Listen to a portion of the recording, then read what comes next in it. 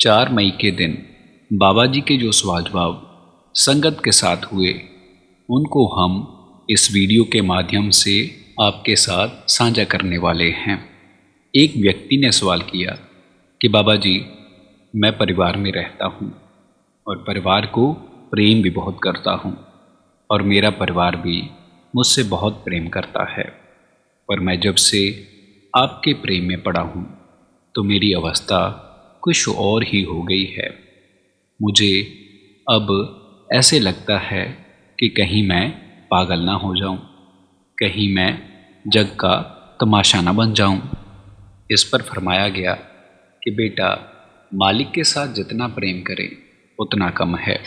कबीर जी महाराज ने हमें अपनी वाणी में फरमाया है कि अगर परमार्थ में चलते समय हमें कोई पागल भी बुलाए तो हम पागल ही सही हैं।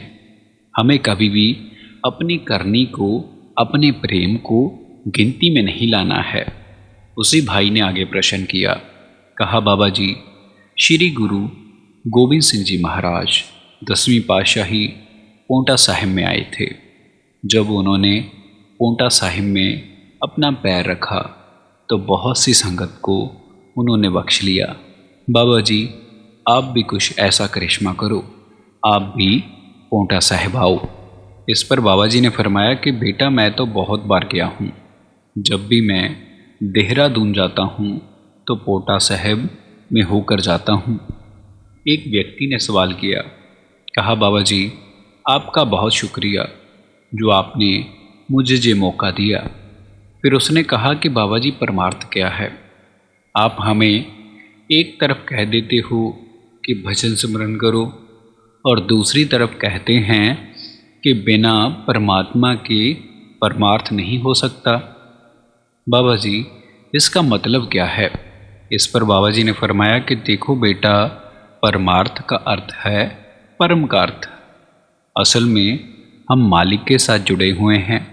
हमारा दायरा छोटा है, जिसके कारण हमें लगता है कि हम मालिक से दूर हैं। फिर आगे बाबा जी ने फरमाया कि जिस दिन बेटा हमें इस बात का एहसास हो जाएगा, फिर किसी बात का फ़र्क नहीं रह जाएगा। बाबा जी ने फरमाया कि आत्म में राम, राम में आत्म, चीनस गुर बेचारा।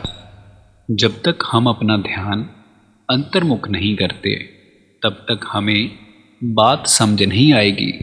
फिर उसी व्यक्ति ने आगे प्रश्न किया कि बाबा जी, ये जो देवी देवता हैं, क्या ये हमारी भक्ति के लायक हैं?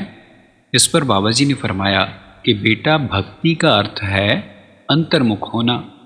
अभी तक हम भटके हुए हैं। हमें इसीलिए लगता है कि ये हमारी भक्ति के लायक नहीं हैं। फिर उसी व्यक्ति ने आगे प्रश्न किया, कहा बाबा जी, हमारी बहुत ज़्यादा परीक्षा होती है, हमें बहुत ज़्यादा हिसाब किताब देना पड़ता है। बाबा जी, इसी कारण हमारे सेंटर में संगत कम हो रही है। इस पर बाबा जी ने फरमाया कि देखो बेटा, हिसाब किताब तो सबको देना है। अगर हमें थोड़ा बहुत सहारा होगा तो हमारा थोड़ा काम आसान हो जाता है। मालिक हमसे जो कर्म भुगता रहा है, हमें उसमें खुश रहना चाहिए।